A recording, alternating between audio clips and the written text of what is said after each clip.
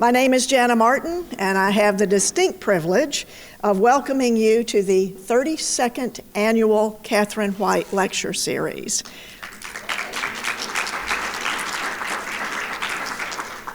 We are glad you're here, and we have many, many special guests, but if I had them all speak or stand up, we'd be here till lunch, and we want to hear the speaker, right?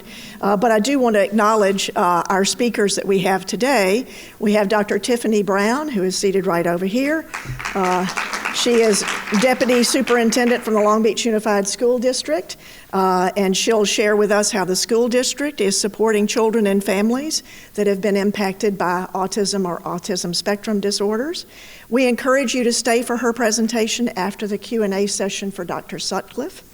And we have Dr. Trina Sutcliffe with us, our keynote speaker today, who will inform and inspire us with her presentation titled Beyond Labels, The Changing Landscape of Autism Diagnosis, Understanding, and Care. I'll be introducing them a little bit more in a few minutes, but their brief bios are in the brochure. If we were truly to write about all of their accomplishments, it would probably be about 3 pages, but we decided not to do that. So I'm sure you'll pick up on some of the wonderful things they've done as I talk about them. We do want to acknowledge several people from the hospital who have been integral to our having this presentation and our event. We have Ozzy, I don't know if she's standing in the back, Ozzy Jalali, who's Executive Director of Graduate Medical Education, Angel Arvizu, Graduate Medical Education Lead, Patty Pena, who's in the back, Continuing Health Education Lead in Graduate Medical Education, Dr. David Mashalik, standing in the back, Associate Program Director for the UCI CHOC Pediatric Residency Program, and Ron Gonzalez, President, Long Beach Medical Center Foundation, Miller Children's and Women's Hospital. So thank you all for all your help to help us get this show on the road and together.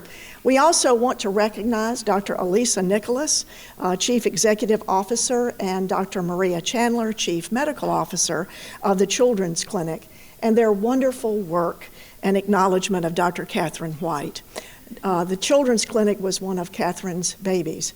She loved it, she supported it, as you'll hear shortly. I'd also like to recognize Dr. Katherine White's family, who helped not only to make today happen, but who also helped to make the community better. They are truly her grandchildren. So I will introduce them. First, I'll introduce her granddaughter, Susan Vaughn, who's over here, who is a social worker. And her other granddaughter, Becky Qualls, who's right here, who is a special education teacher, and her partner, Sue DeRuiter. Sue?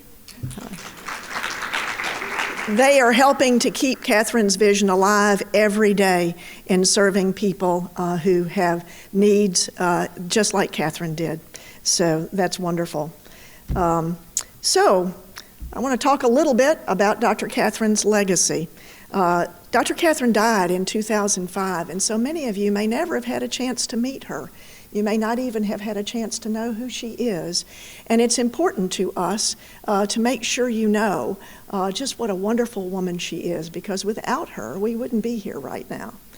Her vision for this guest lectureship and the way she ran it when she was living was to bring renowned researchers, academicians, and practitioners to this hospital who would talk about cutting-edge research and practice, especially for the residents.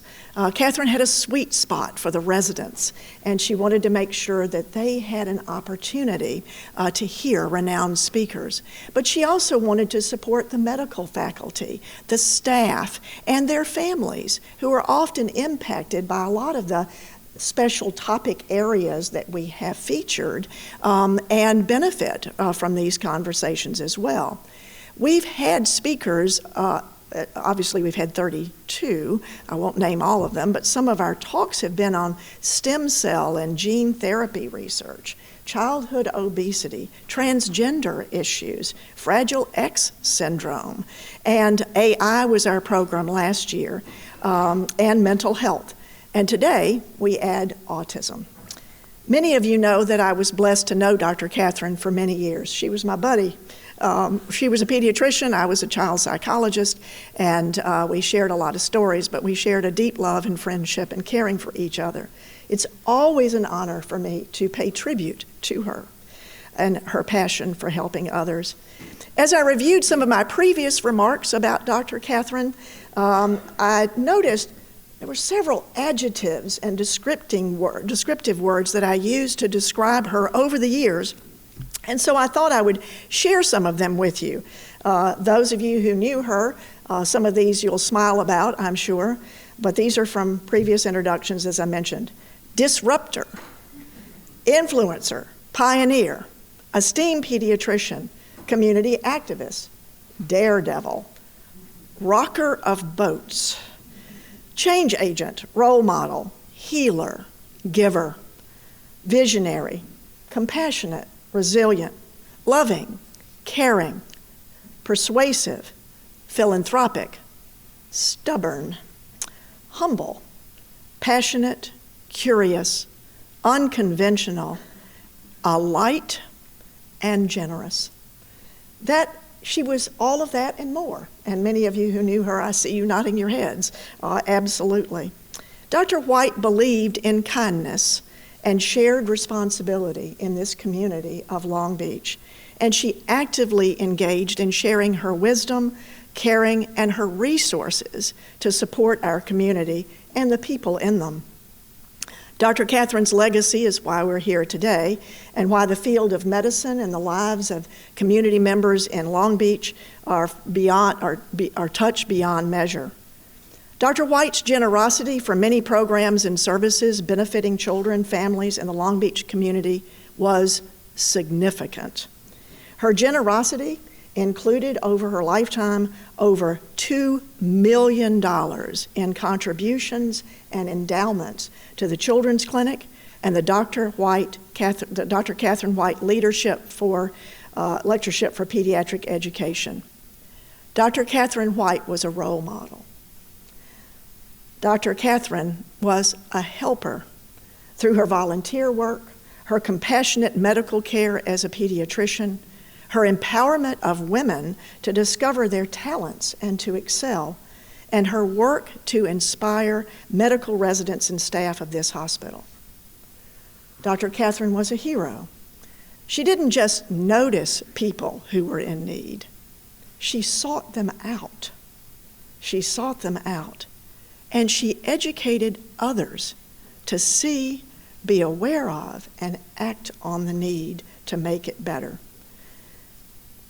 She really invited people to be a part of the solution, but she worked alongside them rather than just telling them what to do. It's a special kind of leadership to lead from within, and that's what Katherine did. She did it by example. When you look at her many accomplishments, only some of which are listed in her bio, the term successful automatically emerges, but she would not want her success to be defined by awards, recognitions, or citations of her success. She didn't seek that kind of success. She sought out equality, improvement in the lives of others, fixing things, raising awareness and solutions, and being loud. It was so important to her that her work continue after her life was over, and so that is why we are here today. Lives have been touched by her, and she loved every bit of it. Our speaker today, Dr. Trina Sutcliffe, is also someone who is a hero to many, someone who seeks improvement in the lives of others, someone who raises awareness and solutions. And I think she and Katherine would have gotten into a lot of good trouble together. I really do, after getting to know Dr. Sutcliffe better. They are both pioneer women physicians in pediatric care and dare to be different and loud. There's no brief biography which can properly capture the impact that Dr. Sutcliffe has had on the field of developmental behavioral pediatrics.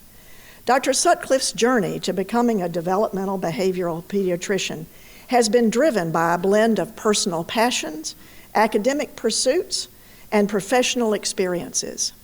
Her deep-seated curiosity about human development and a desire to understand how children evolve in their unique selves has fueled her interest in developmental pediatrics, with a particular focus on conditions such as autism spectrum disorder and attention deficit hyperactivity disorder and mood disorders. Her academic path is very impressive. It was completed mostly in Canada, has included an undergraduate degree in molecular biology and medical genetics, research and volunteer work in clinical genetics and problem solving, graduate studies in medical biophysics and genetics, and a medical degree from McMaster University Medical School. During her time at medical school, that was when her fascination with the brain and neuroplasticity flourished. Dr. Sutcliffe completed her pediatric residency training at the University of Toronto Hospital for Sick Children. While there, she focused her training on child neurology and understanding the developing brain. She also completed a fellowship program in developmental pediatrics there. Later, being that she had not had enough school and training, her curiosity led her to completing a second graduate degree at Stanford University in epidemiology. I mean, really? Really? Dr. Sutcliffe is both a clinician and a researcher. She has received many grants and has published numerous peer-reviewed research articles, invited publications, and book chapters. Her decision to focus on developmental pediatrics was driven by her belief in the biopsychosocial model of care. This holistic approach aligns with her values and philosophy of care, recognizing that child development is dynamic and influenced by numerous factors and people. As mentioned, Dr. Sutcliffe is a pioneer. She was the first developmental behavioral pediatrician at Stanford University and Lucile Packard Children's Hospital, and was hired as the very first developmental behavioral pediatrician to ever work at Palo Alto Medical Foundation, where she built a developmental behavioral program. Her many experiences and desire to transcend the traditional medical model and better serve patients led to her opening the Sutcliffe Clinic in 2014. The philosophy of the clinic, and I know she'll talk a little bit more about this today, centers on promoting health and strengths rather than focusing solely on disease. It adopts a team approach, integrating multidisciplinary professionals to provide comprehensive care. Collaboration with schools and community organizations is essential, as is family-centered care, where the family unit is integral to the patient's well-being. At the clinic, staff provide personalized treatment plans, aiming not just to address specific diagnoses, but to support the children and families for their overall well-being and development. This framework allows them to leverage strengths, promote wellness, and build essential skills, aiming to create happy, healthy, and empowered individuals. Dr. Sutcliffe, we welcome you today, and we look forward to your teaching us, informing us, and inspiring us, and we thank you in advance for all you've done to help all the families and children. Please come and teach us.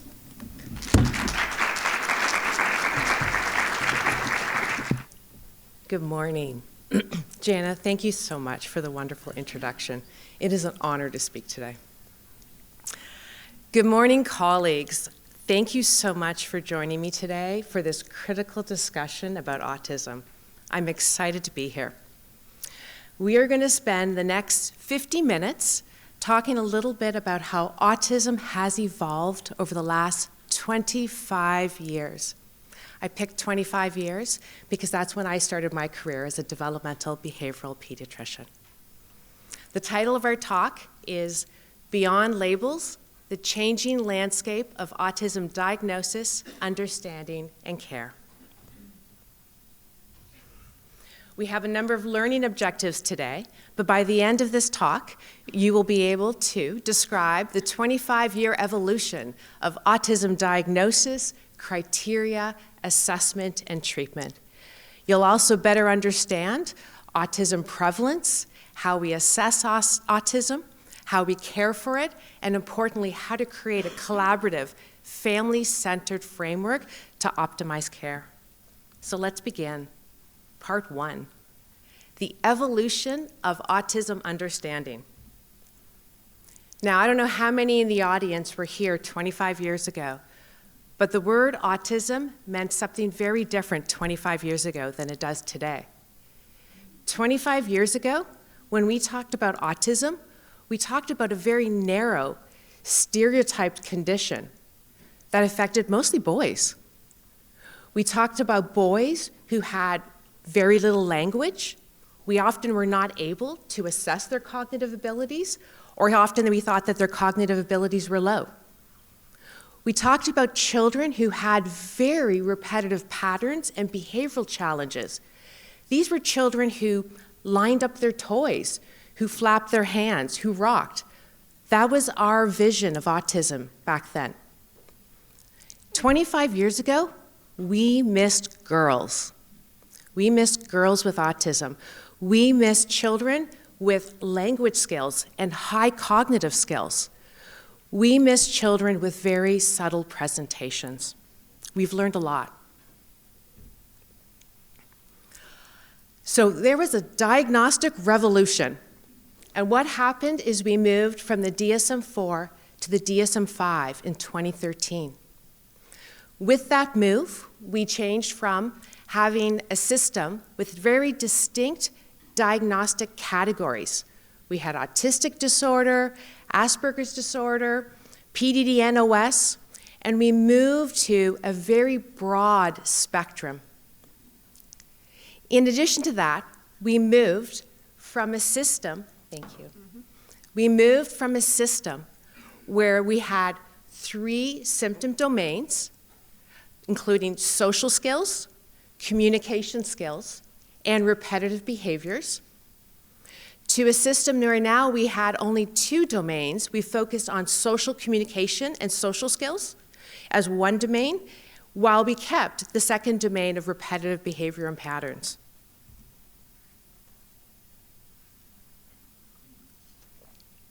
What I want to emphasize is that as we moved to the DSM-5, a key thing happened regarding our understanding of language and whether or not it was a core factor in the autism diagnosis. So actually, as we moved to the DSM-5, language delay and impairment was actually no longer one of the criteria. Children with autism may or may not have language impairments. That's a key thing to remember. However, we did actually keep the idea of restricted behavioral and patterns as a core feature of autism. One other change we made as we've evolved over the last 25 years is how we described function. In the past, we described function as either high function or low function. We now describe function around need for support, and we actually have 3 levels. Level 1 meaning requiring support, level 2 substantial support, and level 3 very substantial. The last key point I want to make regarding diagnostic criteria and how it's evolved over the last 25 years is the importance of making late diagnoses, and this is something we did not do in the past. In the DSM-4, one of the criteria was that impairment had to be present in at least one domain before 3 years of age. That no longer exists. We now realize that although there may be differences identified early in life, we may not actually see the impairments until the social communication demands in life actually exceed that individual's capacity. This is really key. This is actually why we now diagnose autism in teenagers and even adults. And this is, I think, a very, very important factor that where in the years ago, if people did not present with significant impairment early in life, they were not identified. So I've described how the diagnostic criteria has changed over time. I now wanted just to take a step back and just talk about our conceptual understanding of autism and how that's evolved as well. So we all know that autism is lifelong. It goes across the lifespan. However, it does change over time. Symptoms will change, needs for support change over time. We spend a lot more time now thinking about the strengths around autism. Things like attention to detail, strong pattern recognition, strong memory skills, strong interests. Those are strengths. We think about the heterogeneity. There is so much diversity. You say you've met someone with autism, you've just met that one person. Everyone with autism is very, very different. There's so much heterogeneity. Cognitive abilities, language skills, sensory processing, very different in every individual with autism. The co-occurring conditions also are very unique for each person. Gender, well, that's a huge one. Our ability now to identify autism in girls is so much better than it was years ago. We're now realizing there's so many individuals out there who mask, who camouflage. We are now able to identify those people. It might be later diagnoses, however. We also understand that many girls have internalizing behaviors rather than the externalizing behaviors that bring the little toddlers to the doctor's office a lot sooner. And the last point I want to make is key. This is really important. With time, we are now respecting the community preference for identity-first language, autistic person, over person-first language, person with autism. That is very different than the way we spoke 25 years ago. However, I do want to emphasize it's very important you actually know an individual's preference and a family's preference when you are choosing the language in the clinic. You don't choose it. You ask them what language you should be using. All right, so we've talked a little bit about the evolution of diagnostic criteria, conceptual understanding of autism over the last couple of decades. This sets the stage as we start to examine prevalence trends. So, let's begin. Okay. We all know that there is a dramatic rise in autism. It is just mind-blowing how it's changed over the last couple of decades. The most recent data from the CDC came out in April 2025, and that shows us that autism affects 1 in 31 8-year-old children. That's just incredible, especially for anybody here who was teaching or practicing 25 years ago. 1 in 34 4-year-old children. This is a 5-fold increase in the last 25 years. In a typical elementary school of 600 students, you can expect maybe 19 students with autism. We're actually going to hear more real data from Dr. Brown later, who's going to talk about the local school district and how the numbers have changed over the couple of decades. This is just data that I've received from the CDC, but we'll find out what's happening here. But it's mind-blowing. Just take a look at this. In 2000, we were identifying autism in 1 in every 150 individuals. Currently, 1 in 31. All right, so it is no longer rare. This is common. Every pediatrician, every educator needs to be trained in understanding autism. Why? Because every pediatrician, every educator will work with autistic children. So let's talk a little bit more about the shifting demographics. I'd like to talk about the gender gap because we're closing that slowly, but we're starting to make some progress. Girls are definitely being identified more often. We're definitely improving our skills there. However, it is still more prevalent in boys. 1 in 20 boys will be identified with autism. 1 in 70 girls will be identified in autism. You can try to think of your own population in your classroom or in your clinic. You will still see more boys. The ratio's gone from 3.8 to 1 to 3.4 to 1, but we still think there's probably more progress to make. We're still likely missing many of the girls.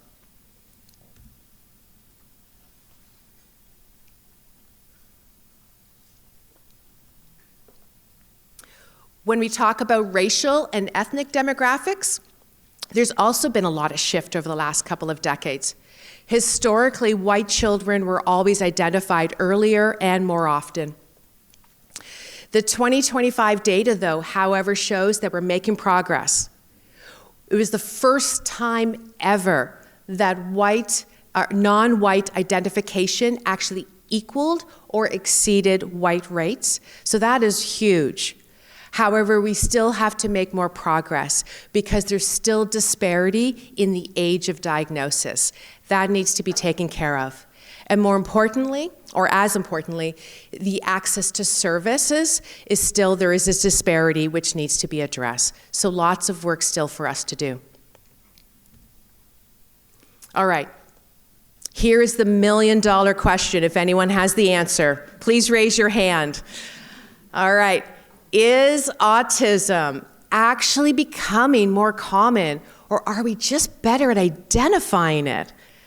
So the answer is complex. We are definitely identifying it more often, and that probably is a big chunk of it, and we're going to talk about why. However, there is evidence that it actually is likely increasing as well, so it is both. But let's talk about better identification first. Many reasons why we identify it more. Because people are asking, like, how is it that 25 years ago, 1 in 150, and now it's 1 in 30? So, one, screening.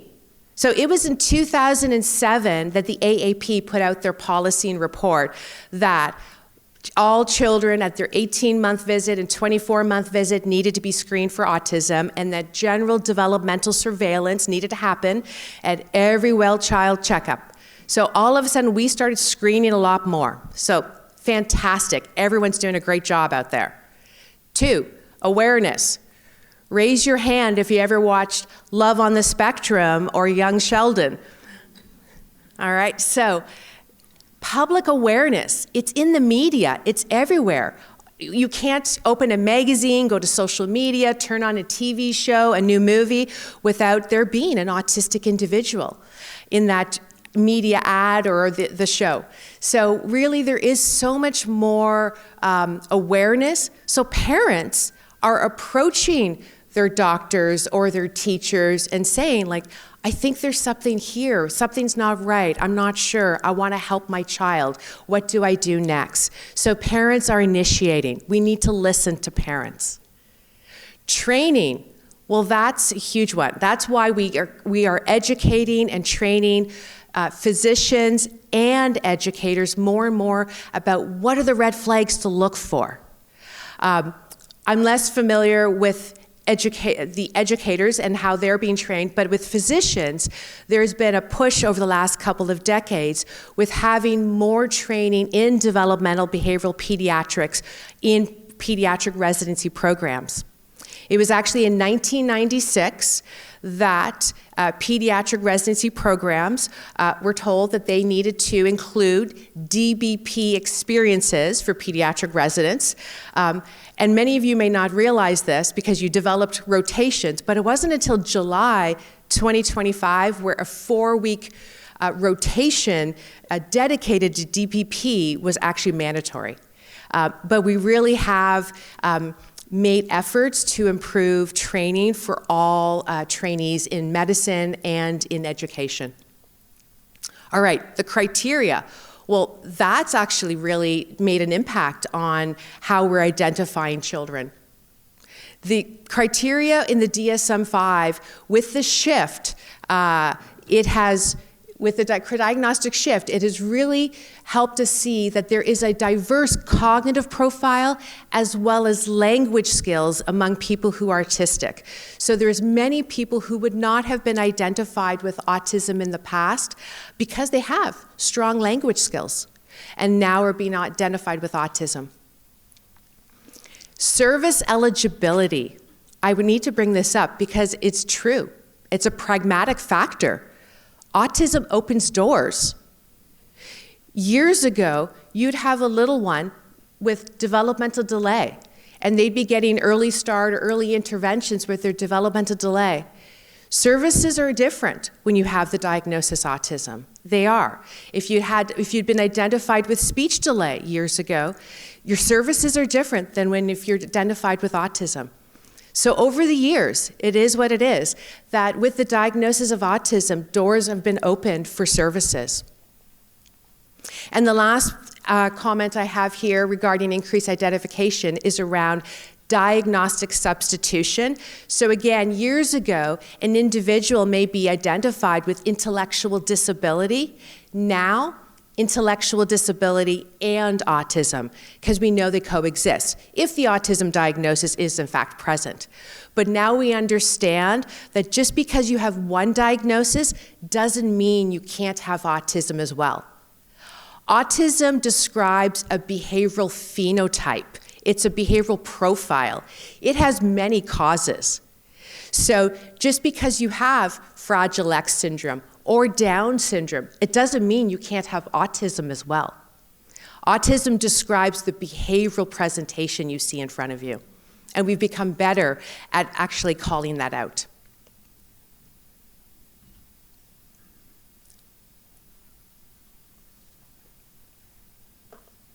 Okay, so let's now look at, we've done the improved identification. Because improved identification explains probably a lot of the prevalence increase, does that mean that there's also a real increase in autism or not? Well, probably there is. There probably is a genuine rise in autism rates for many reasons. I've listed a few here. One, parental age has a role. Increased paternal age in particular has been identified as being a factor increasing rates of autism.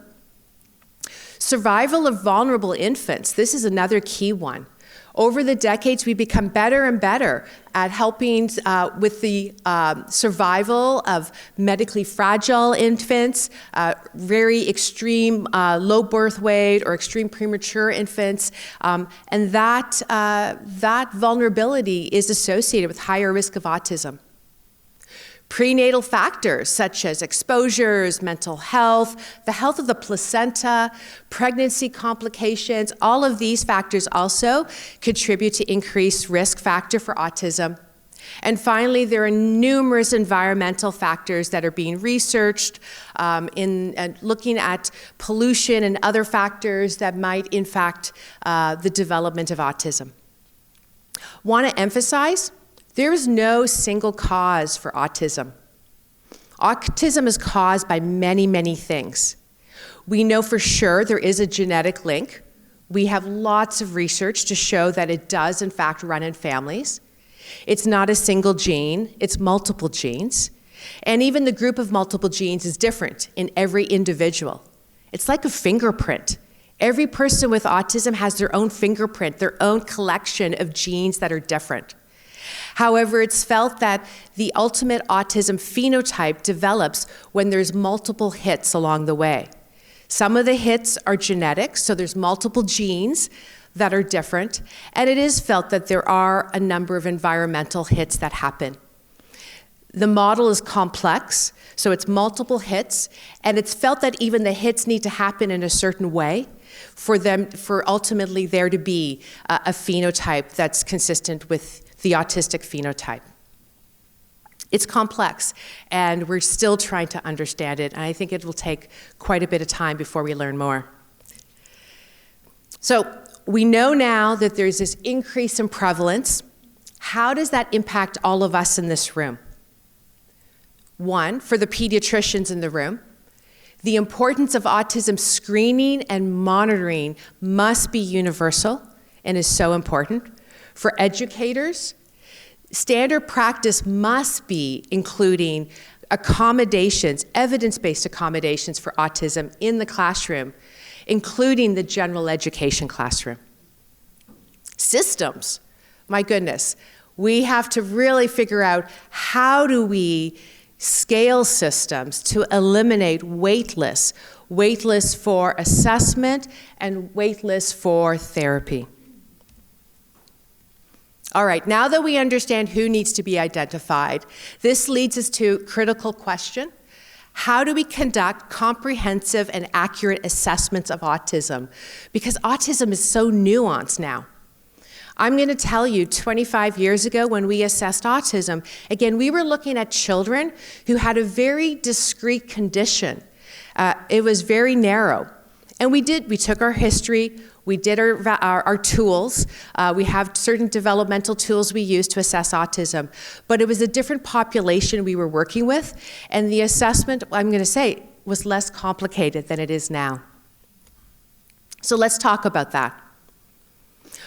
My approach when I think about assessment with the more nuanced, more subtle presentations of autism is that we need more information, more data is needed, and it is extremely important to get information from multiple individuals and from multiple settings.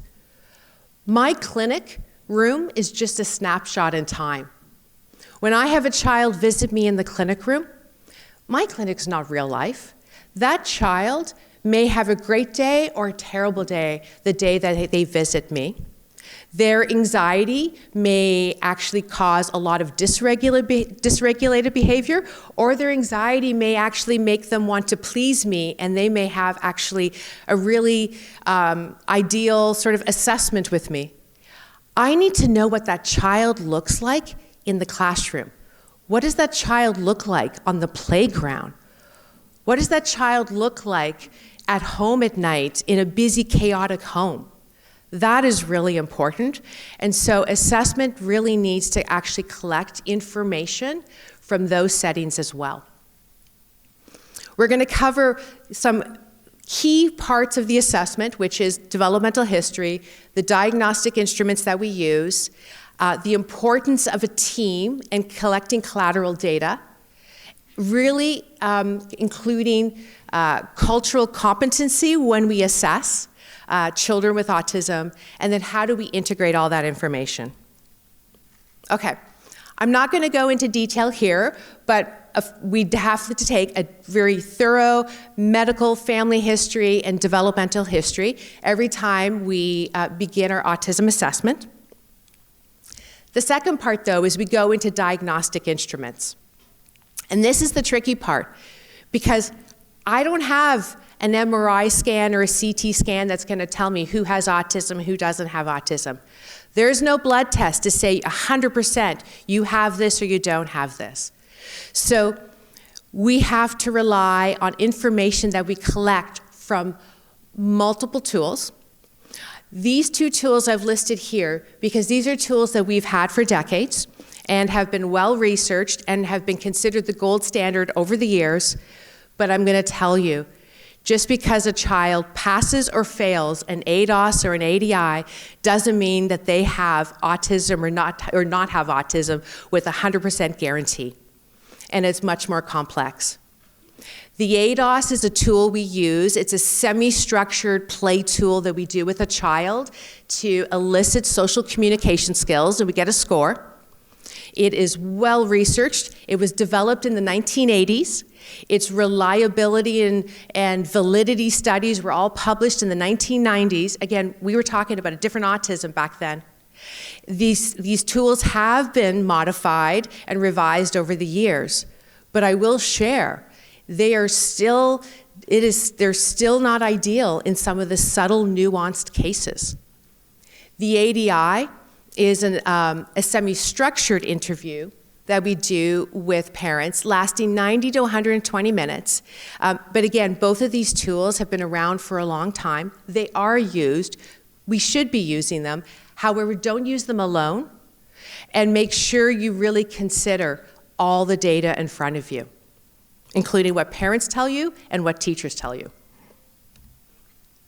I've listed a few other tools here, and there's more out there, but the idea is that don't rely on just one. We have to use multiple pieces of information, different perspectives. And this is important also so that we can assess for differential diagnoses and co-occurring conditions. Anxiety and ADHD co-occur with autism significantly. And they could also be the differential diagnosis, meaning that a child may not have autism. It may actually be quite severe ADHD, and a child is very dysregulated, and that is impacting their social skills. Now, I do want to spend more time, though, talking about the team and collateral data, because this is where I believe so much rich information is available to us if we go look for it. So the team includes the medical people, which is a developmental behavioral pediatrician or a psychiatrist or a neurologist or whoever's doing the assessment, the pediatrician who supports this family and child and who's going to help with coordination. The team also includes therapists, psychologists, and educators who see this child every day in their real life. So I want to say that I believe that collecting information from real life, either through a school observation or getting on the phone and speaking to a child's teacher, is extremely valuable and is often one of the most essential things you can do when trying to understand a child where the symptoms are very nuanced and subtle. I also want to emphasize the importance of cultural competency when we work with families and children. There are different cultural norms for behavior. For example, there are many cultures where eye contact is actually considered disrespectful in certain situations. It is really important we understand our families' cultures and how the children are being raised when we are evaluating and checking off whether a child is meeting criteria for autism or not. Stigma. There are many, many cultures where developmental disability, mental health, autism is still not fully understood or thought of differently or stigmatized. That really impacts the timeline for families to seek care. It also impacts how they provide the history when you ask questions, how they interpret their child's behavior, whether they're scared to admit some of the things they're seeing at home. That's really important to consider. And lastly, there's linguistic and economic barriers we need to think about. I'm talking about this assessment, I'm talking about multiple data points. My goodness, this assessment sometimes takes days. Many families can't take days off of work to go to a multi-day assessment. These things need to be considered. So, as one's trying to put all the information together and think about, does this child in front of me really have autism or not? Few other things you need to consider is that developmental trajectories are extremely broad in this autism spectrum, which is very confusing for the diagnostician. It makes it complex. It used to be, it seemed like there was this one path, the autism path.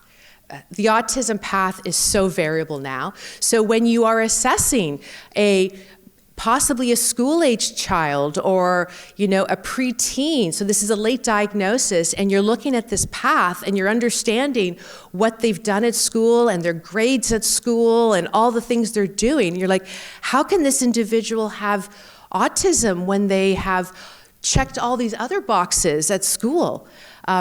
This is really important to understand the broad developmental trajectory of autistic individuals.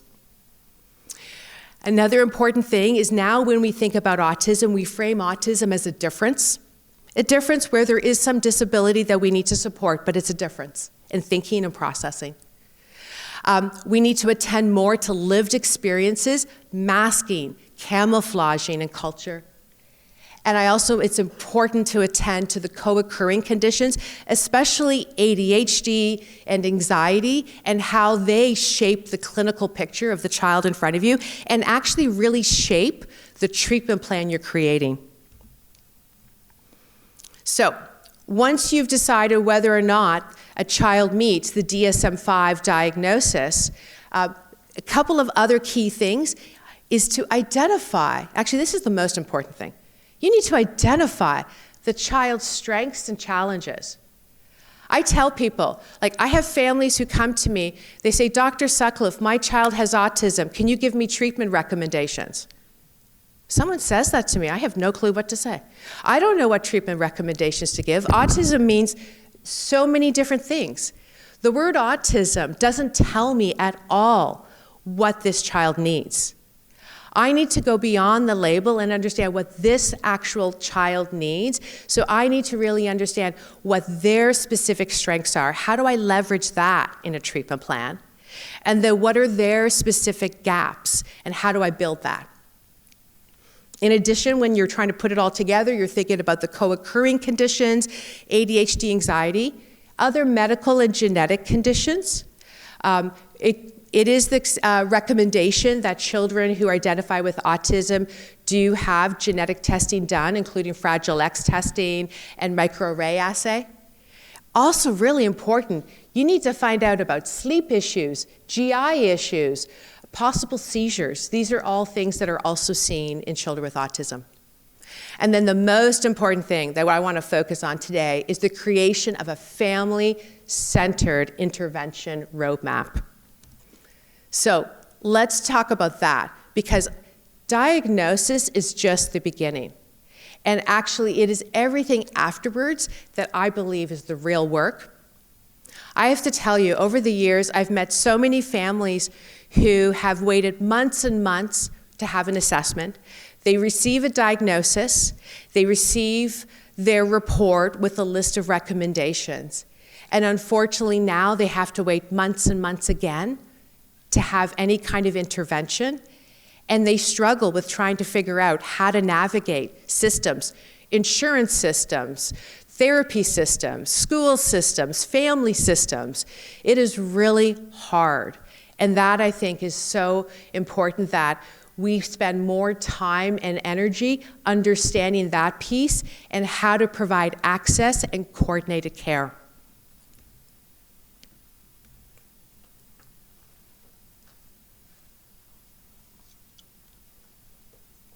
All right, so let's talk about some principles of care. I picked 4, there's many, but I picked 4 to start off with today.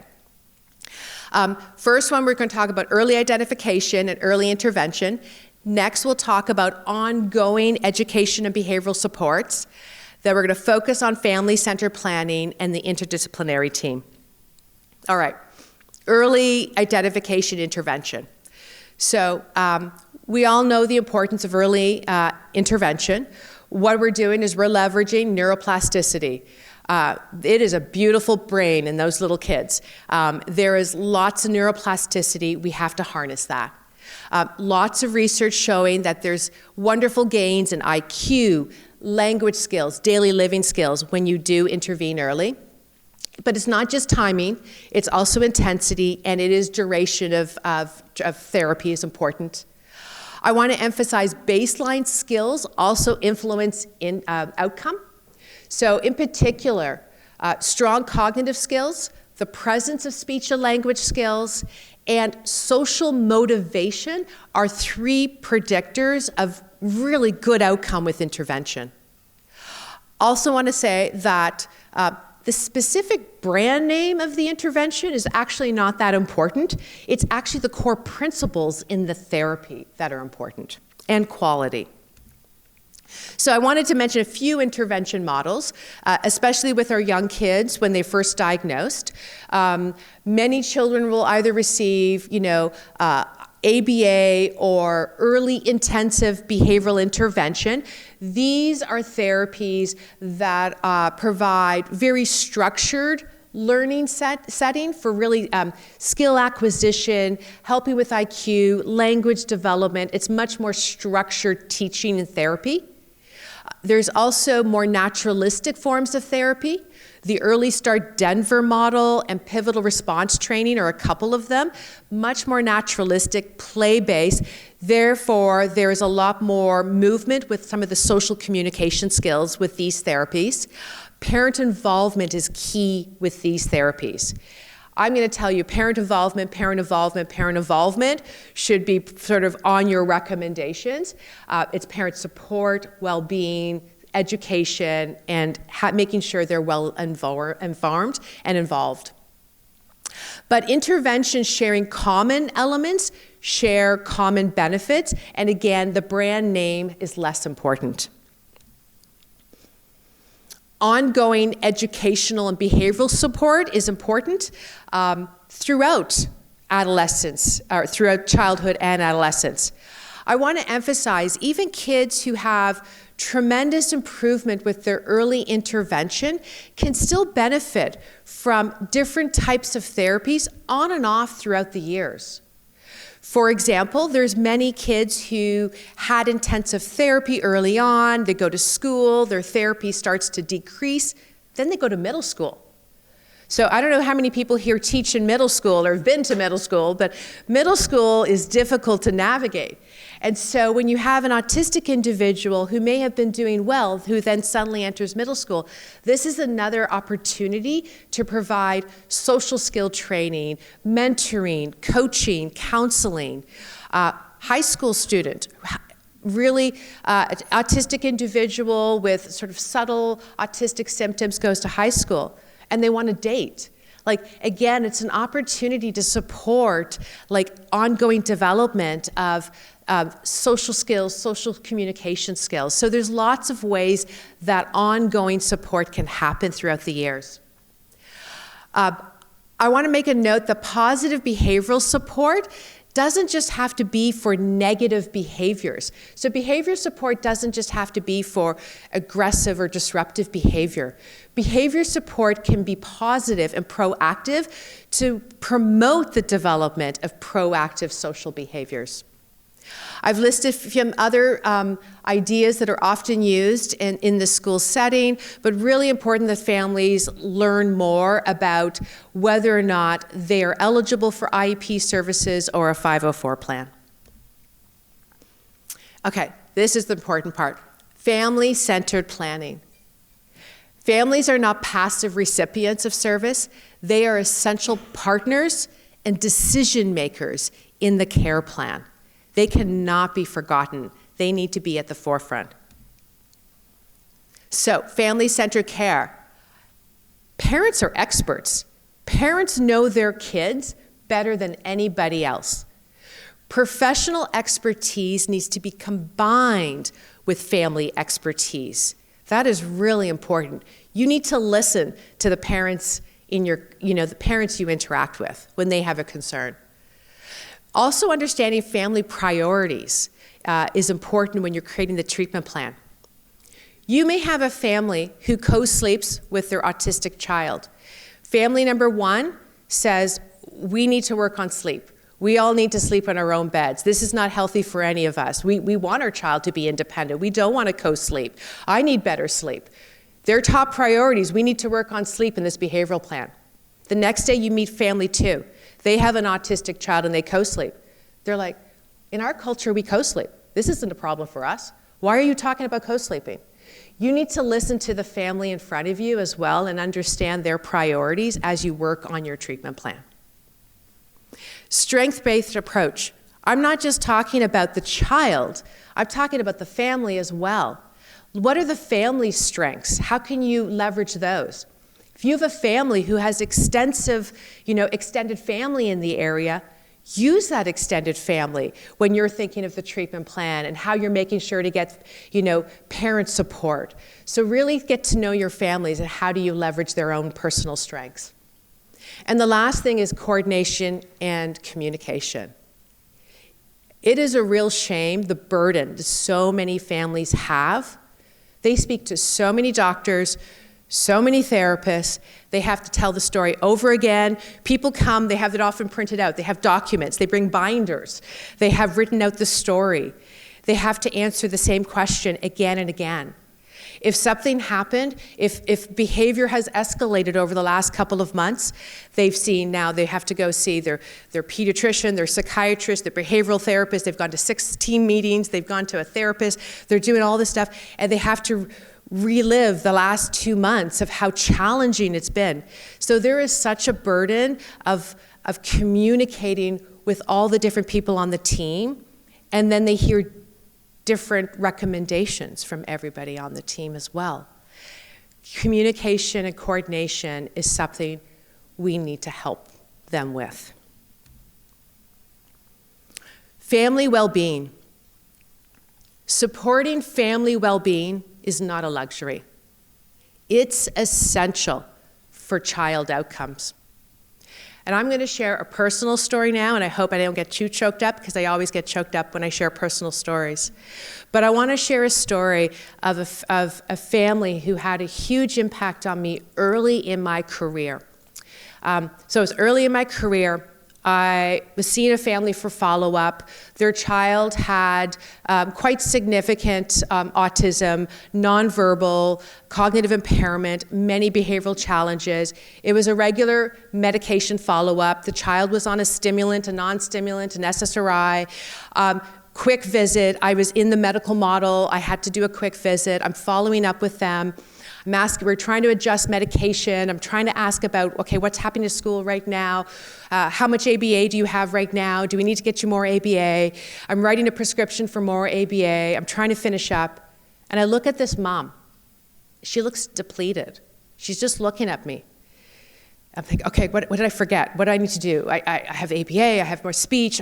Okay, they have an IEP. What did I forget? I'm looking at her, and I stop, and I'm like, pause, and I reflect. And I go, has this visit been helpful today? And I go, I don't mean this in a bad way. I want to be, I'm saying, honestly, I'm trying to understand, like, what has been most helpful today? And of course she says, oh, Dr. Sutcliffe, oh my gosh, you do everything for us. We're so grateful. You give us ABA, or you make sure we get ABA, and you help us with this. Of course you're helpful. I go, no, it's okay. Like, honestly, like, am I helping you? And she paused, and she said, you do so much for us, and I think we're going to get a divorce, my husband and I can't do this anymore. And that was early in my career, and that moment really impacted me. And it made me stop and think, because we have, like, I've learned how to take care of autism, and I know what I'm supposed to do, and the checklists, and the meds, and the this, and the that. But so often we're so caught up in trying to do everything that we're taught to do, we're told to do, we're supposed to do, because there is so much we have to do. And I have to do all that other stuff. All that other stuff had to get done. But it's really important to stop and pause and remember the people in front of you, because they're people. So family well-being is so important. And if you want to help that little child, you actually have to turn and look at the parents and make sure they're doing okay.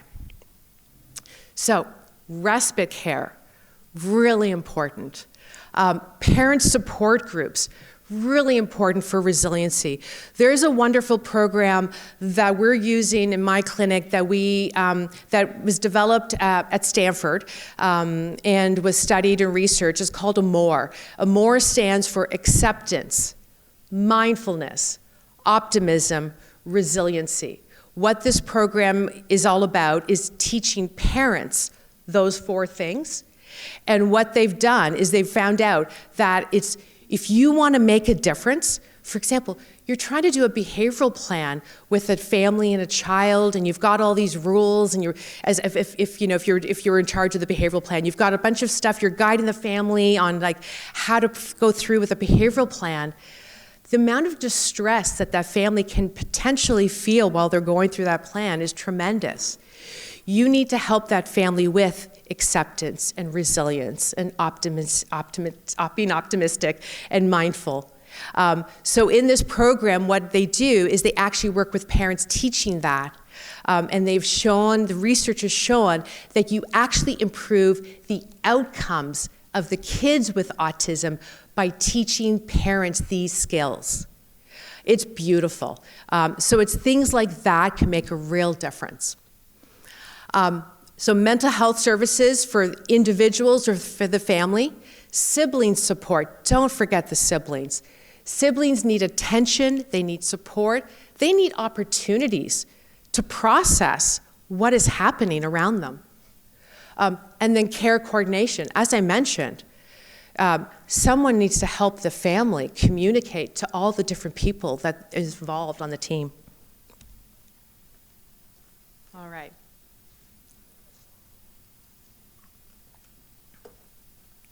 All right, so the complexity of autism requires more than one individual and more than individual providers working in parallel. Therefore, optimal outcomes really emerge with truly integrated, collaborative team approaches. So, here's the case for the team. No single discipline possesses all the expertise needed. 70% of children with autism will have a co-occurring condition, so you need other people on the team to help you with that. And then the fragmentation of our system leads to conflicting plans that parents get and gaps. So, if you were going to have a coordinated program here in Long Beach one day where you bridge medical with mental health and education, what do you need? You need shared care plans so that people are aware. School team is aware of what's going on in the private therapies or in the medical office. You need bi-directional flow. So if there is a really bad day at school, like how does the home BCBA who's going to see that child at 4 p.m. today know about what happened at school today? How does the doctor who manages the ADHD meds in this child know about the escalating hyperactivity at school? So there needs to be some sort of way for bi-directional flow of information, and the family has to be involved in decision making. Strategies to make that work, because this is the dream. This is the dream we all have. But what are some baby steps to get there? So one is thinking about tech. How do you secure platforms and way to communicate so that if the child has a bad day at school, there's some way for the teacher to communicate that to the doctor prescribing the ADHD meds or the BCBA therapist at home? How do you have protocols where maybe there's a monthly email between the team members or a quarterly meeting among team members? I tell every family I see, when they come from a follow-up visit with me, bring your team. And this is the thing, we have telehealth now. It's like, tell your BCBA, tell your speech, tell whoever you want to join us for 15 minutes or 20 minutes at least on a video screen while we're in the clinic room so they can, chime in and tell me what's happening at home while we're adjusting meds. So how can you have these team visits? And then clarity around the roles, so you make sure who's coordinating and there's no gaps. What are the barriers? Time. It's bandwidth and time. It's hard. Where do you find time to coordinate all of this? Systems. We are different systems. There's different funding and privacy. All right, so we're coming to a close. So beyond labels, the changing landscape of autism, diagnosis, understanding, and care. How have things changed over 25 years? Well, we went from rigid categorical labels to nuanced understanding of autism.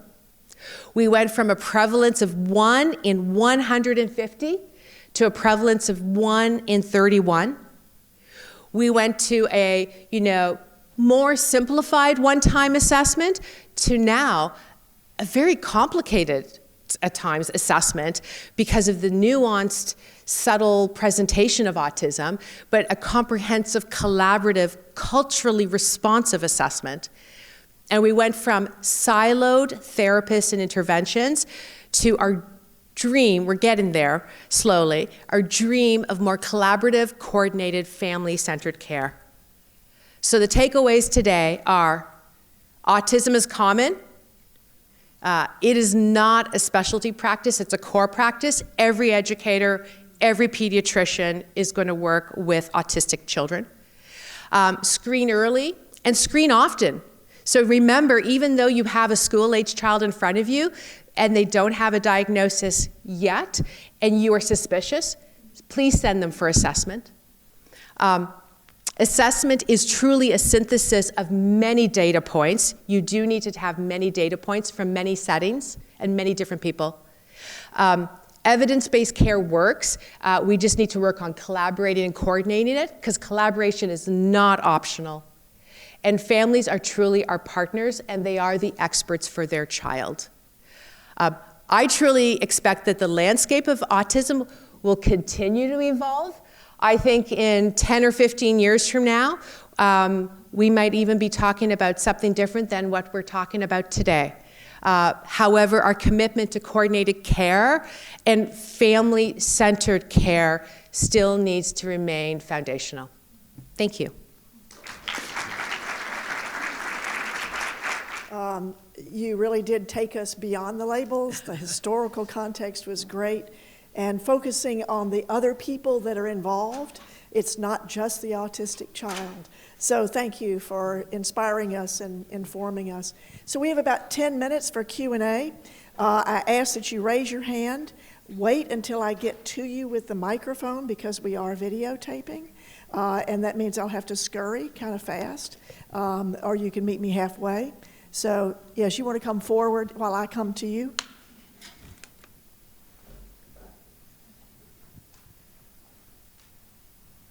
Morning, great talk. My name is Ramin Javahiri, I'm one of the docs. Quick question, if there is a genetic predisposition for this and there's an environmental second hit, third hit, whatever, it means that the parents are also genetically carrying that gene. What is the rate of parental diagnosis of autism in a child who's been diagnosed with autism? That's my first question, and should we be treating them? Second question is, what is the rate of autism based on the number of children in a family? I know that there's a 20% rate of autism in a second child. But there's no studies that say what happens when you go to 4 or 5 children in a family. Or do children in families with autism, the parents stop having children? Because I wonder if you have more children, do some of these behavioral modifications that we're doing, early intervention, happen organically because of multiple children in a family? Those are great comments and questions. I'll try to remember all of them. First, I'll start with the parental piece. I don't think we actually have an exact number, because parents are not always getting assessed. However, it is a really important comment in that, I don't know, other people here have had the same experience. It is amazing the number of parents who, when they're on this journey and they have a child who's been diagnosed with autism, many parents will eventually say, actually, I see many of those traits in myself, and I believe that maybe if I had been assessed, or if we had talked about autism this way, a few decades ago, I may have been, identified with autism. Then it is just amazing the number of parents who say that. A number of parents I work with do actually ask to go have testing, but I'll say that the majority don't. In my experience, have gone to have the formal testing. So I think the numbers are, I'm not familiar with the exact number, but I think it's really important because it impacts parenting as well, and family dynamics. And so that's why, again, when you're working with a family and you're providing therapy to a child, dynamics in the home, parenting style, whether or not a parent struggles with their own regulation or picking up on cues impacts family function. So this is, again, it's important to work with parents so that they can be aware of their own style and temperament while they are parenting maybe a child who is dysregulated and impulsive. But that's a really good point, but I don't know the exact number. Regarding the siblings, so siblings, if it's a female sibling, so you're asking about multiple, how it changes with time. I don't know if we have the information on that, but siblings, it's more protective to be a female sibling than a male sibling. There's lots of numbers out there regarding the risk in siblings. Some of the numbers say if it's a boy sibling, the risk can be up to 30% probability that a brother will also have autism if the first sibling has it, if the first child has it. Girls will be more like 9 to 10% risk of a sister having autism. So there's definitely, once you have one child with autism, additional children will likely have either autism or developmental differences. That's another key thing. Many of the siblings may not meet full diagnostic criteria for autism, but be identified with speech and language delay. But it's an interesting thought that as you progress with more and more siblings, the parents, for example, have been trained in, different therapy approaches, are proactive as well, or have sort of like early intervention in the home all the time. So it's an interesting idea that those interventions may actually have a positive impact on a subsequent child that may be sprinkled with a little bit of the autism traits, but if they had sort of in-home altered parenting style, they may actually not reach the full diagnostic criteria. But those are great observations and thoughts. Thank you. Other questions?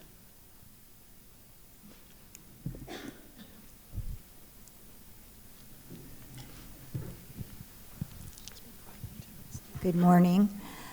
I just have a question. On my caseload, I always see this. Lots of my autistic clients are usually, especially the higher functioning ones, they're a savant in something. So one speaks 5 languages, one plays 5 instruments, one has everybody's birthday memorized from the time they met them. You can ask them 10 years later, what's my birthday, they'll know. And I was just always curious, why do you think that is? Yeah.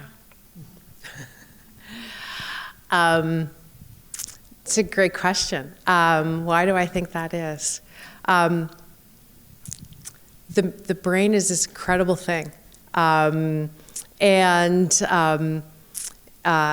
It's interesting how there can be, for some people, there is so much, we call it like asynchronous development of different parts of the brain, where other people, everything is sort of balanced and synchronous and in line.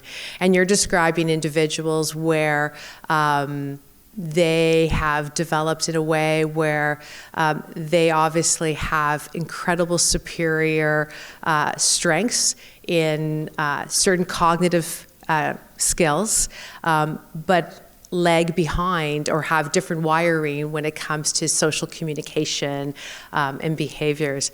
I don't know if we have a good answer for right now, like if there's predictors for who will be those individuals, but it is true that many autistic individuals have incredible strengths, and that's what we've evolved to realize over time, is that having a strong interest in doing something over and over again and practicing something over and over again leads to improved skills, superior skills. So that could be thought of as strength. In the past, it was that restricted repetitive interest was considered a weakness. It was a stereotype sort of behavior or interest. But we're realizing having these strong interests actually can be a strength, with people really spending a great deal of their energy and time becoming really, really good at something.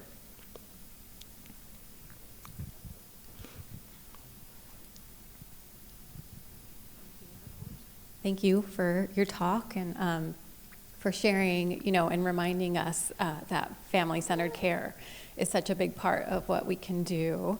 Something that, sticks out is supporting with that coordinated care. And I feel like some of our systems kind of tie our hands in the sense of how we can help these families who get a ton of recommendations access to these services in a timely manner, especially knowing that early intervention is so important. I wonder if you have any tips. Right. A couple things.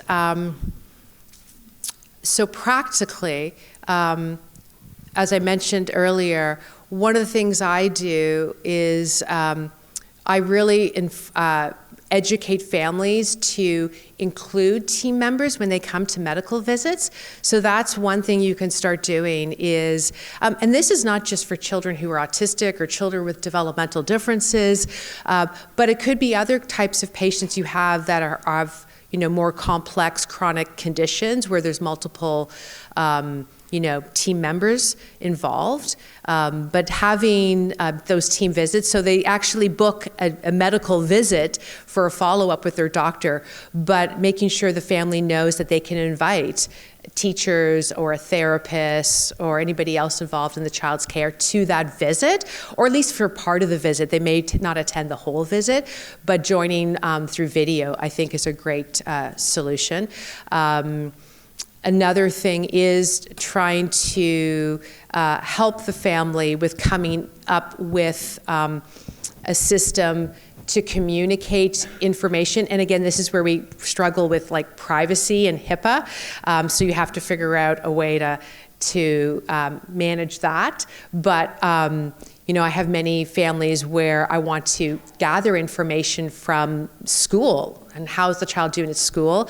So we find ways that teachers can provide us with regular logs that they give the parents so that the parents can send me through the EMR. So those are some practical things day by day. And then I think as a group of us, it's really important we continue to advocate for things like reimbursement for care coordination. And so that's at a higher level. But as an organization of, pediatricians, medical doctors, we really need to continue to advocate that care coordination is essential and should be reimbursed.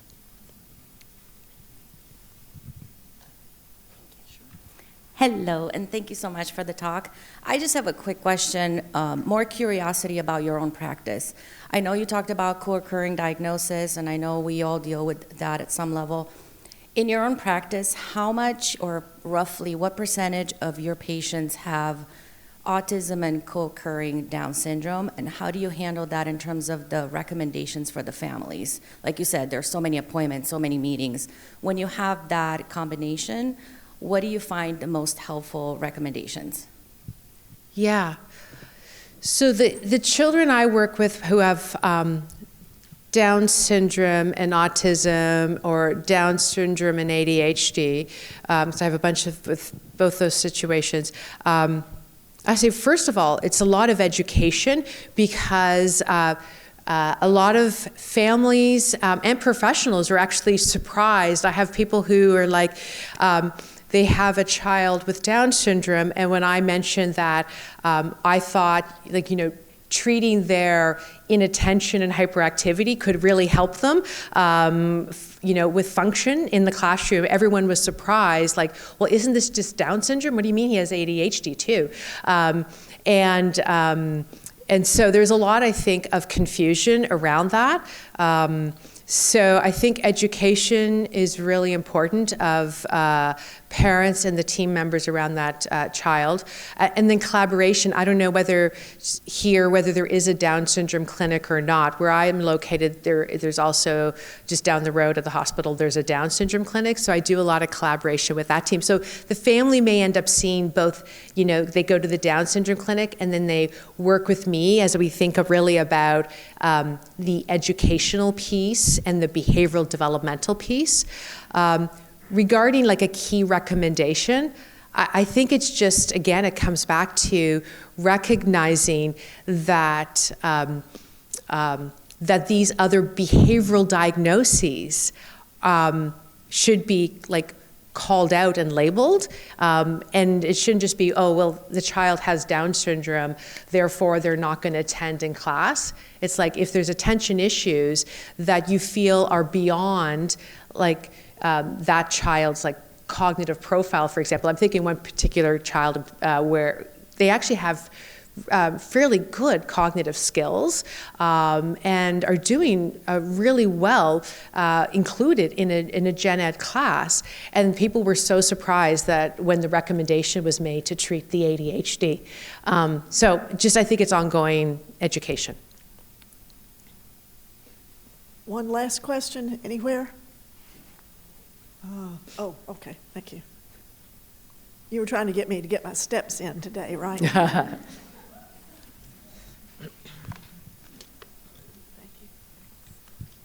So this may be a little bit beyond the scope of this discussion, but as a pediatrician, we're having a lot of parents coming to us asking about leucovorin for their child, and there's been a lot of talk in the media and social media about treatment with leucovorin and the FRAT testing, the genetic testing. So wondering your opinion on that and if you've had any experience in your clinic. Yeah, yes. A lot of people are asking about leucovorin.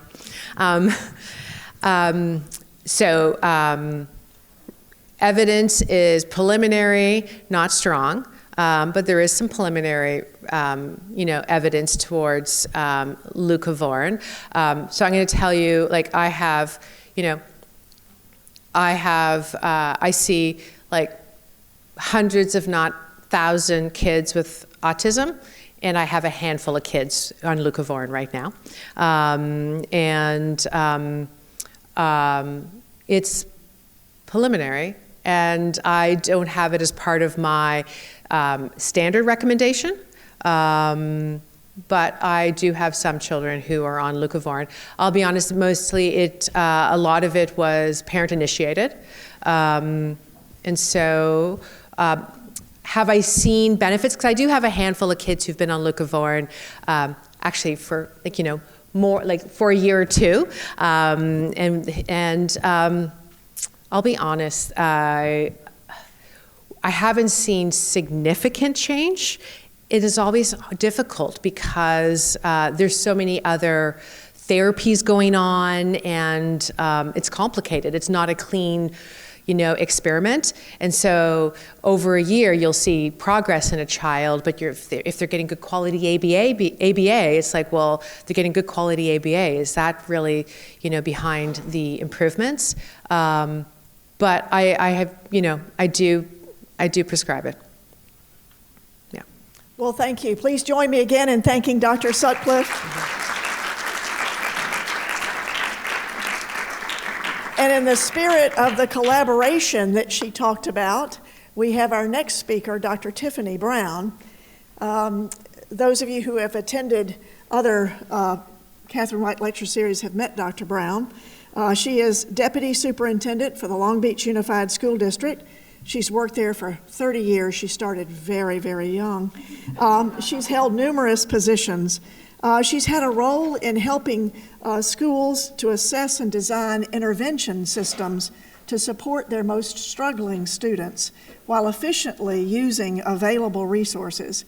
She's been recognized by many community groups for her innovation. She is a psychologist and brings that with her to the classroom when she was in the classrooms observing or when she was teaching, as well as into the administration and into care coordination. She's received many awards. Education, she often says, is her hobby, which I love. She welcomes the challenges, delights in the successes, and will remain steadfast in the pursuit of what's best for all children and their families. And so she's going to talk to us very briefly today about what it is that the Long Beach Unified School District offers as support in line with what Dr. Sutcliffe was talking about. So please help me welcome Dr. Tiffany Brown.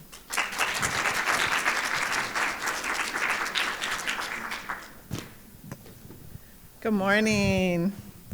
Grateful to be with you. You've been sitting for a little while, so I'll try to be light in what I have to share. I'm low tech. I have no slides. You'll just have to look at me, and that won't be that bad. I hope not, anyway.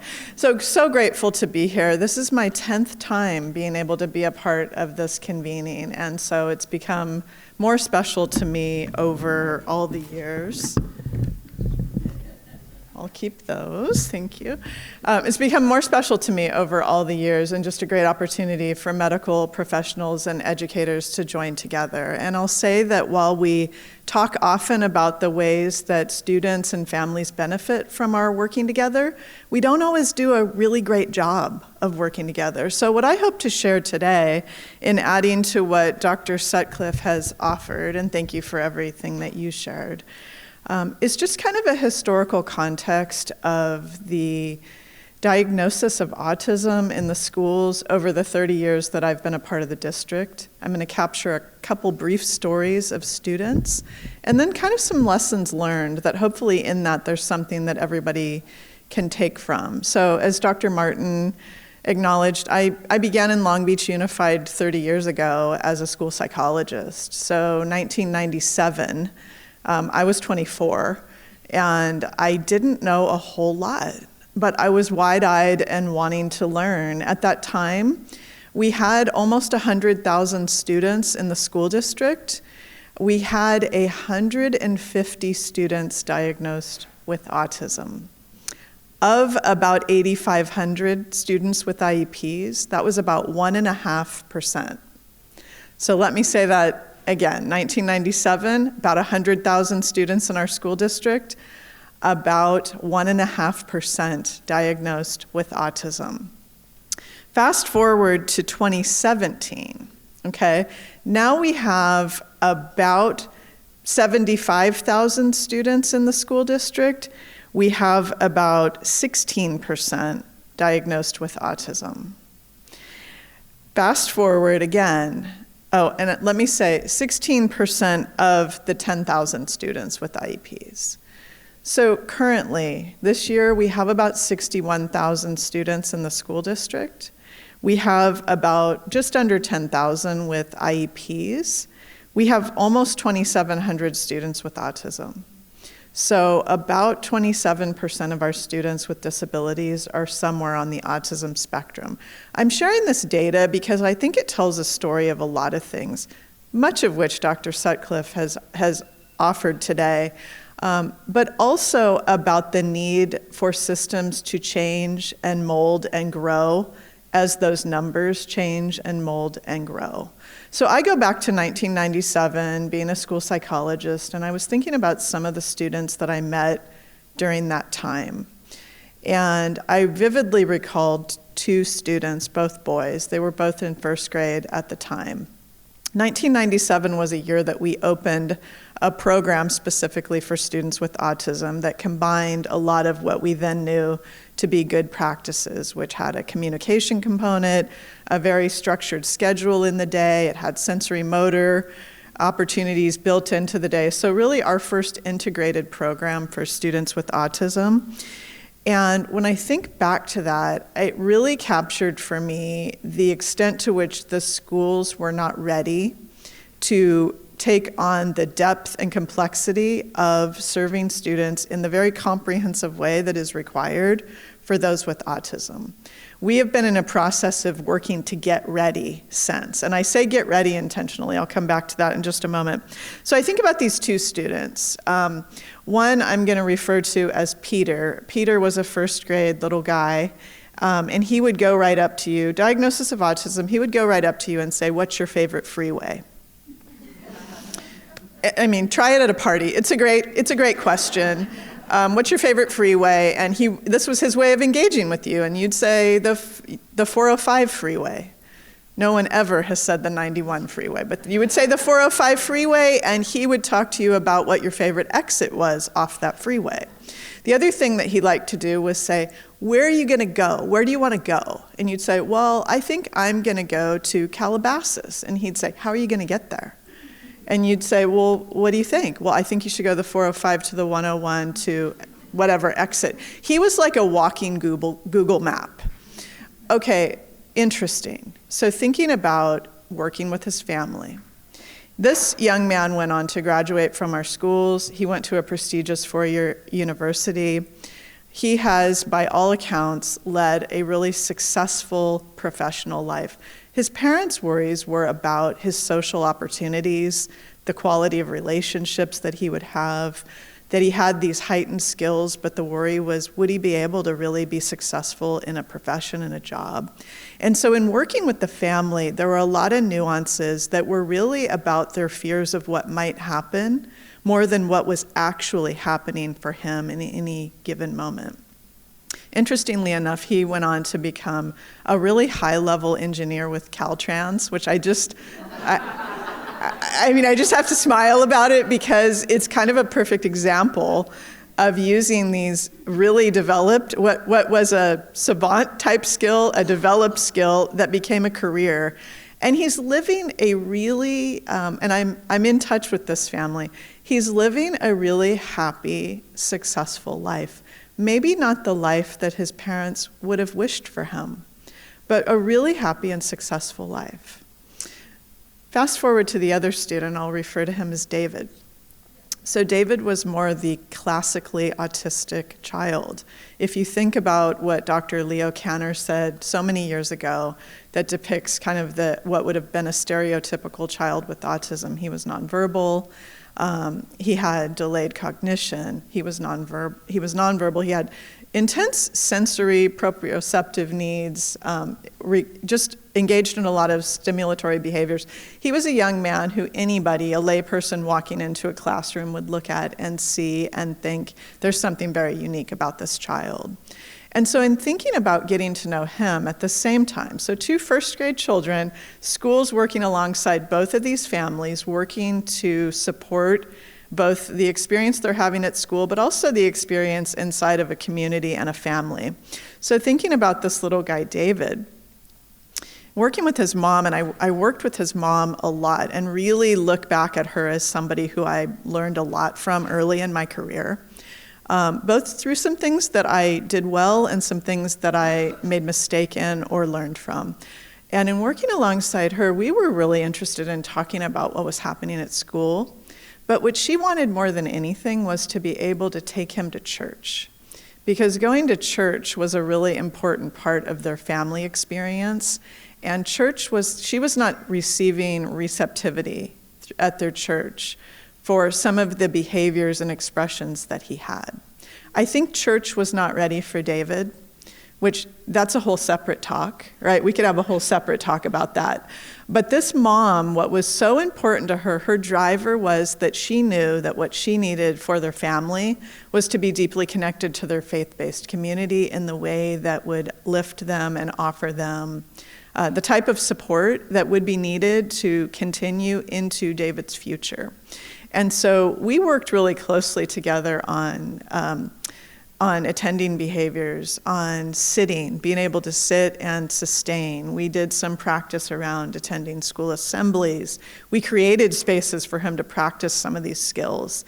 And I'm just recalling him as an example of a young man who was supported in our program for students with autism, doing relatively well towards his IEP goals and objectives, but in this whole other context, really wanting to come alongside his mother and his family in terms of helping to use what was gained at school to support a structure that was really critically important in their life. And so I use that as a way of thinking about 2 students, very different paths, very different experiences. Interestingly enough, that same student, David, I maintained a contact with his mom over many years, have since lost contact with her, but I really, I want to say to her, wherever she may be in the world, I hope that she's well and I hope their family is well.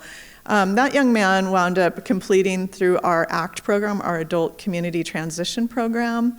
I had cause to bump into her some years after. He became a participant in their church choir.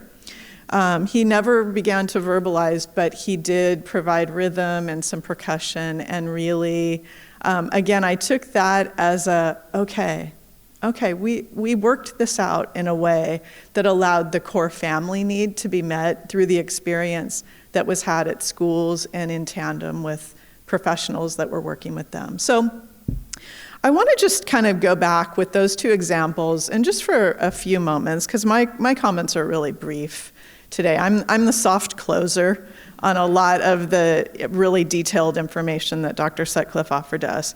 But when I think about what we know now versus what we did not know then, here are a few things that stand out. And you'll hear some themes in what I'm saying to what Dr. Sutcliffe said. So this idea of a whole child, it's really not about a therapy, it's about a life. And I think that that is a way that as professionals, we can join together a bit. Sometimes the way we move together pits our professions against each other. So we set up this dynamic, and this has been particularly true in the autism community.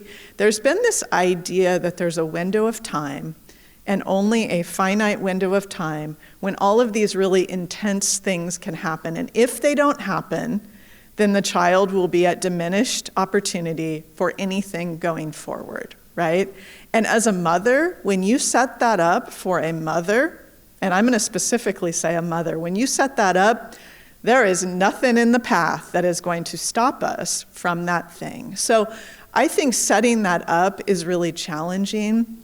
The other thing that's challenging is that I think that medical professionals and educational professionals operate from this idea that we're both right, that we're both completely right.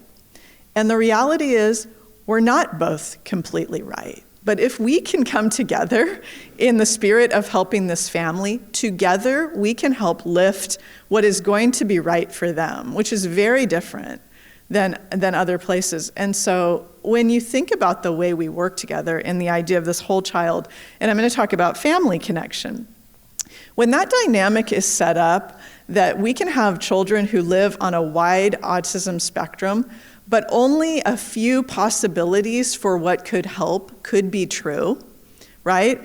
And oftentimes it looks like medical professionals ordering something, because I think I understand medical professionals order stuff. Is this accurate? You order stuff, right? Well, guess what? Schools don't like to be ordered.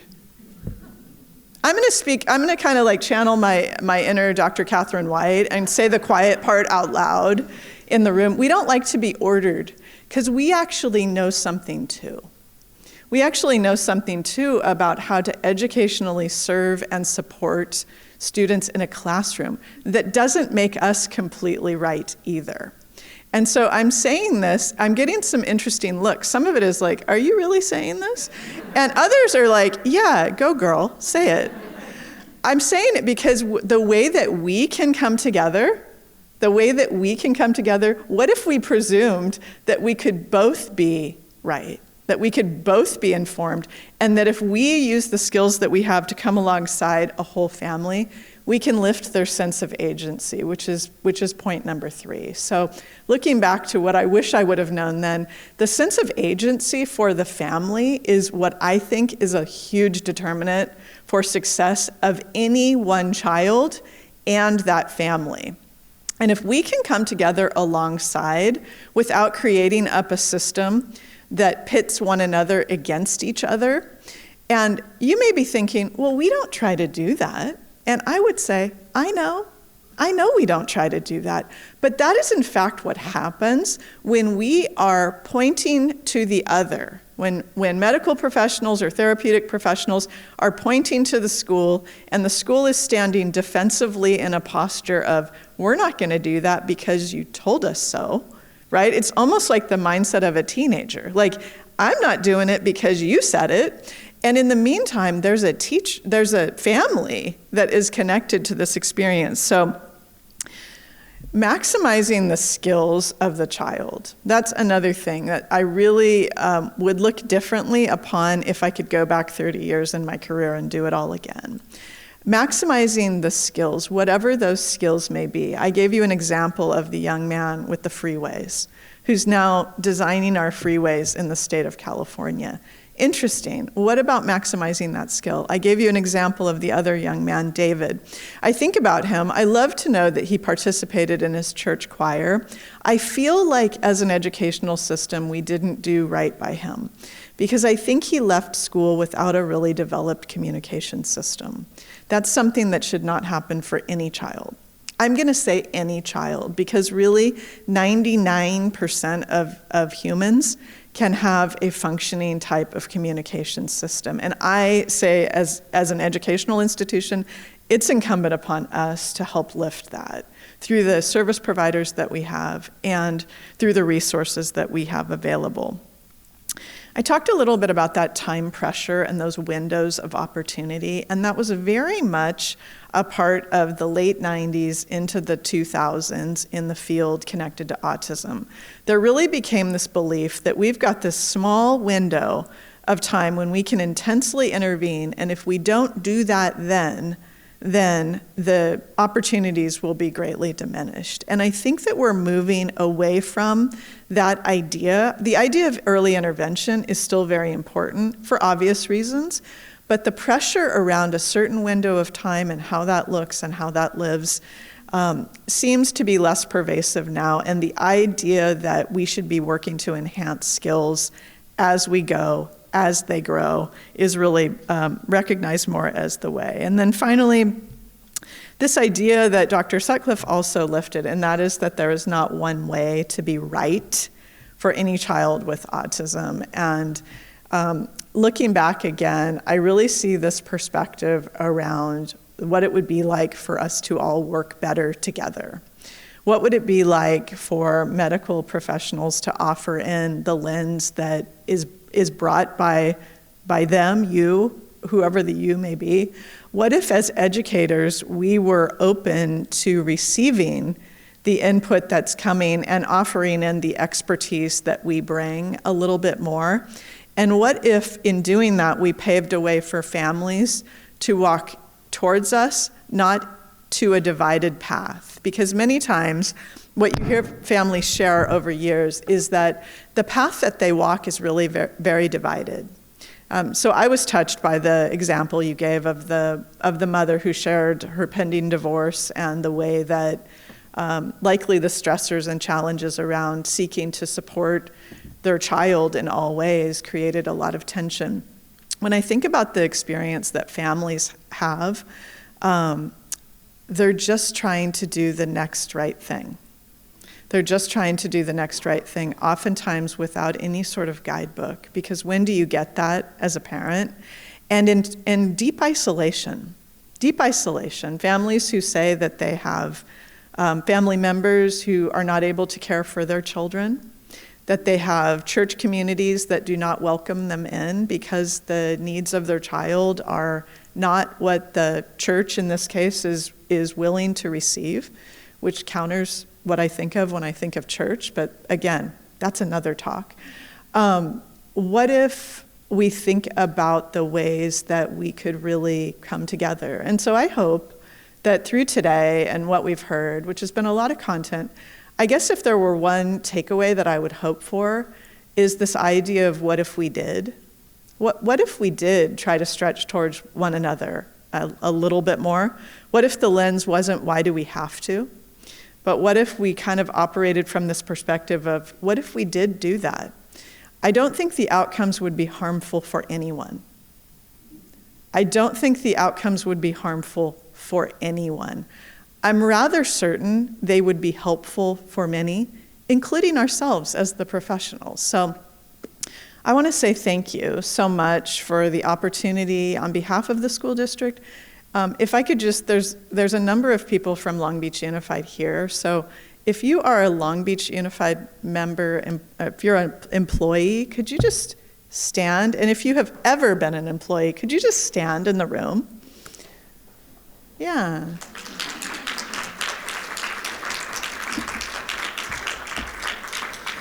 These are really special people. These are really special people, and there are about 9,890 other special people who work in the school district, but I wanted to specifically lift the people that are in the room because I think this idea of coming together, medical professionals and educators, will only help, will never hurt, and I feel super grateful to have been a part of it today. So thank you very much. Thank you. Does anybody have a question? We've got time for about one question. A burning question you have for?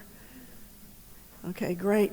Well, certainly I think you're emphasizing, Dr. Brown, the collaborative piece of what Dr. Sutcliffe talked about. And the collaboration is open communication and seeing each other as helpful. So thank you for re-emphasizing that point. I want to thank all of you for joining us today. I really want to thank our speakers, Dr. Tiffany Brown and Dr. Trina Sutcliffe. It's been a marvelous presentation. I'm pleased that we live in a school district area that cares, that is concerned, and that does their best and continues to try to do their best to meet those needs. Dr. Sutcliffe, we want to thank you for being our 2026 Katherine White Lecture Series presenter, keynote speaker. We want to thank you for your commitment to challenging systems. Just because it's been done that way in the past doesn't mean that there's not a different and better way as we learn more. I was thinking when you were talking about team meetings, that back when I did team meetings, we didn't have Zoom. And so you had to be either in the room or it didn't happen. And so your challenge to us is to be aware of how things have changed. It's not just the labels, there's a lot that's changed, and it's easier now to do coordinated, collaborative kinds of work. We want to thank you for coming up with innovative solutions for families. You set a role model, your clinic sets a model for all of us to look for and to try to support.